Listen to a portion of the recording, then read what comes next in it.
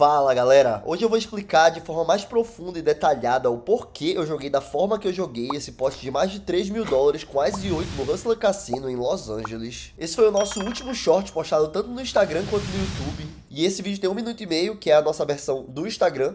Pra quem não sabe, os nossos vídeos no Instagram geralmente são maiores que os nossos vídeos no YouTube, porque o Instagram permite que a gente tenha vídeos de 1 minuto e meio.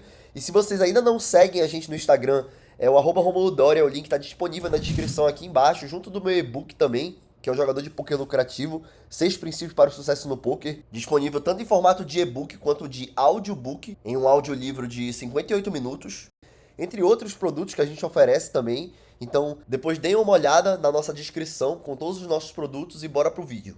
Como você jogaria essa mão? Um excelente jogador aumenta para 30 dólares e dois jogadores só pagam e muito provavelmente eles não têm uma mão forte. Então vamos lá, por que muito provavelmente eles não têm uma mão forte? Quando esse cara aqui do cutoff aumenta para 30, esse cara, se ele tivesse as, ele tá do botão aqui, tá? Aqui é o botão. Se ele tivesse as, rei, dama, as rei, até esse dama naipado, ele geralmente ele vai aumentar aqui. Ele 99% das vezes vai aumentar com as, vai aumentar com o rei, vai aumentar com o dama, mesmo que não seja 99% das vezes, que seja 95%. Esse cara geralmente não vai ter um jogo muito forte jogando da maneira que ele jogou, só pagando. E o Small Blind, menos ainda, entendeu? Se ele tiver as, rei, dama, valete, ele vai reaumentar aqui. Ele não vai pagar, porque até se ele pagar, ele vai me induzir a pagar aqui e jogar 4 pessoas fora de posição com valete, rei, dama, as. Não faz sentido, ele vai reaumentar. Então quando ele joga dessa forma, o range dele se torna capado. Que é um range capado, é um range que não tem as mãos mais fortes possíveis. Então aqui, olha, vocês podem ver que eu tenho As e 8 off do Big Blind. E esse seria o meu range do GTO nesse momento. Ó, o cutoff abriu o jogo, o botão pagou, o Small Blind pagou. Esse seria o range que o GTO me aconselharia. Ele iria de call com, majoritariamente de call com As 10 naipado, As 9 naipado, As 8 naipado. Ele iria de muito tribet com As 5 naipado. Enfim, vocês estão vendo aqui, se vocês não entenderem. As, rei, dama, valete, 10. Aqui são as mãos naipadas. Esse quadrante daqui, ó, é as rei naipado, as dama naipado, as valete naipado. Se vocês tiverem alguma pergunta, pode deixar aí embaixo que eu vou tentar responder todas. Aqui são as mãos off. E vocês podem ver que o As e 8, ele era pra ser fold aqui.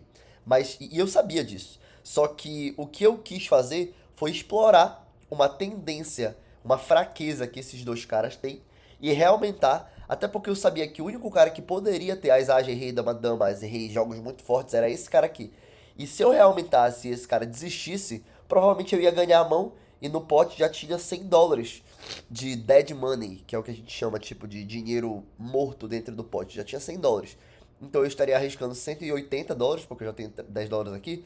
Então 190 menos 10 eu estaria arriscando 180 dólares para ganhar 100 limpo. E mesmo que alguém me pague, eu ainda tenho um range muito forte de mãos, porque o jeito que eu joguei, eu posso ter as, rei, dama, valete, 10, as e rei. Então depois do flop, mesmo que alguém me pagasse, eu teria grandes chances de ganhar a mão também. Então o que eu fiz foi aumentar para 190.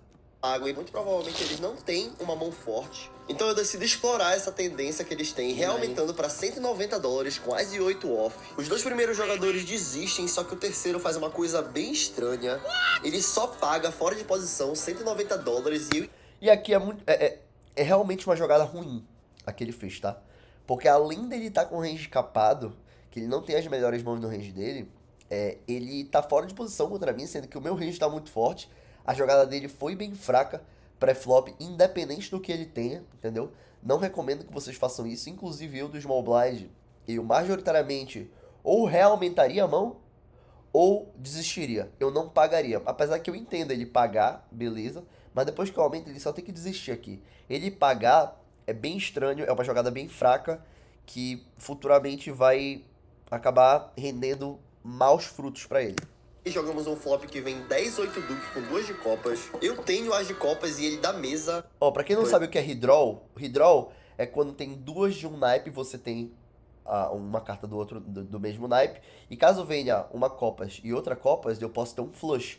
Um redraw é caso tenha a chance de vir duas cartas do mesmo naipe nas próximas, no turn e no river, e eu faça um flush. Eu tenho as de copas e ele da mesa, a gente provavelmente tá ganhando aqui, eu aposto 1/3 do pote pra 150. Essa aposta que eu fiz, ela é chamada de, foi uma aposta para proteger a minha equidade. Por quê? Porque provavelmente eu tô ganhando com o par de 8 aqui e o kicker do as.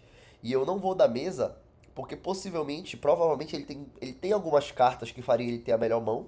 E eu não quero deixar ele ver essas próximas cartas de graça. Se eu apostar e geralmente apostar 1/3 do pote é um ótimo tamanho de aposta para proteger sua equidade.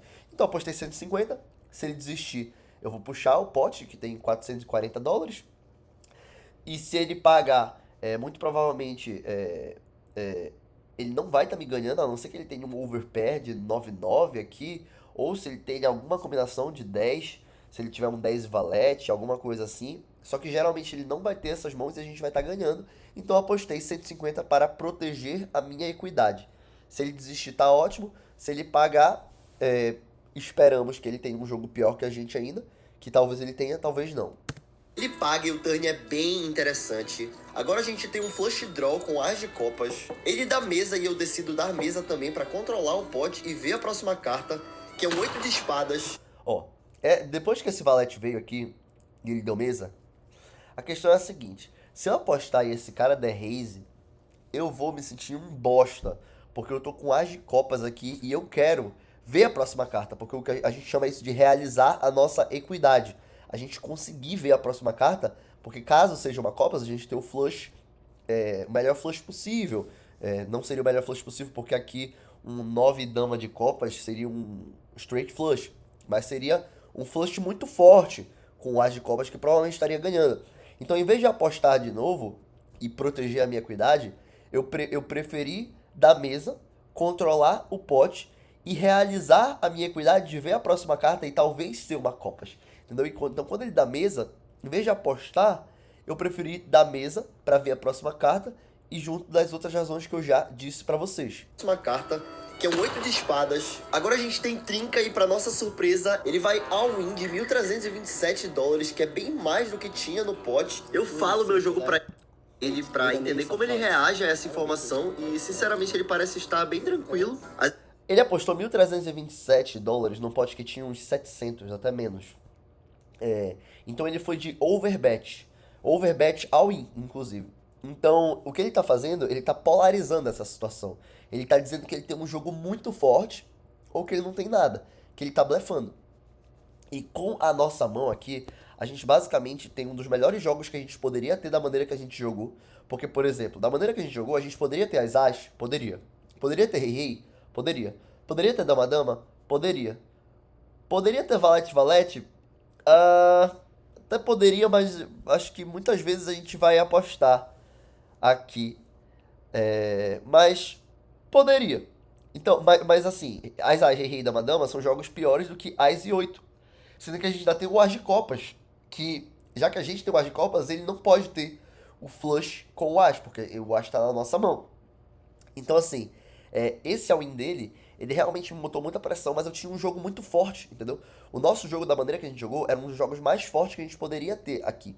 Então, provavelmente, a gente vai pagar nessa situação. Só que eu falei o meu jogo pra ele e olhei pra ele justamente pra... Eu falo meu jogo pra ele pra tentar entender como ele reage.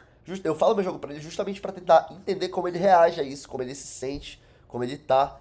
No caso desse cara, pelo menos parecia ser um bom jogador, porque ele ficou bem tranquilo. Até depois que eu paguei e ele perdeu, ele continuou bem tranquilo, então devia ser um jogador profissional regular lá do Hustler, que fez uma jogada peituda, porque eu vou te falar, se eu tivesse dama-dama ou rei-rei aqui, provavelmente eu desistiria, tá? Agora, se eu tivesse o As-As aqui com o As de Copas, provavelmente eu pagaria também, mas dama-dama ou rei-rei, se bobear, eu desistiria. Então a jogada dele, esse all-in no River, não foi de todo ruim.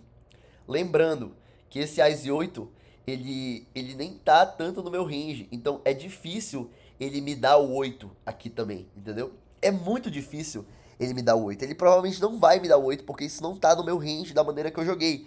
Então quando ele aposta, ele também pode estar querendo de alguma forma representar o 8, só que eu tenho 8. Então ficou relativamente simples para eu pagar essa situação. Agora, se eu não tivesse o 8 aqui, seria bem difícil pagar. Ou se eu não tivesse um flush, que eu não tinha, no caso, eu dei check back com o as de copas. E aqui eu sou eu explicando as razões mais profundas do porquê eu fiz o que eu fiz. Também tem outra razão que eu tenho que pagar 1.327 para um pote que tem 2.067. Eu tenho que fazer um cálculo aí para saber as minhas odds. Eu vou botar aqui na tela quantos por cento das vezes eu preciso estar correto para esse meu call ser lucrativo. E eu precisaria estar certo pelo menos 39% das vezes para esse meu call ser lucrativo nessa situação. E sinceramente, eu acredito que vai ser lucrativo mais do que 39% das vezes. Eu estou perdendo basicamente para 2-2 e 10-10, sendo que o 10-10 eu acho que muitas vezes antes do flop ele vai reaumentar também, e o 2-2 ele vai até só pagar, beleza, mas ele não vai pagar o meu realmento pré-flop também. Então, analisando quais mãos ele poderia ter, seriam pouquíssimas que ele jogaria desse jeito, e bora ver como foi o final da mão.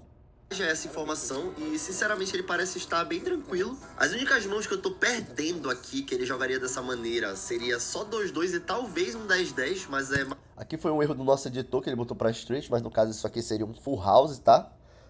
Difícil, porque o 10-10 ele provavelmente reaumentaria já pré-flop. Já que eu tenho o as de copas, ele não pode ter o melhor flush possível, já que ele apostou muito alto, deixando o range dele o que a gente chama de polarizado. E depois de avaliar a situação, eu decido pagar. Me digam aí nos comentários o que você faria aqui antes de saber o resultado dessa mão.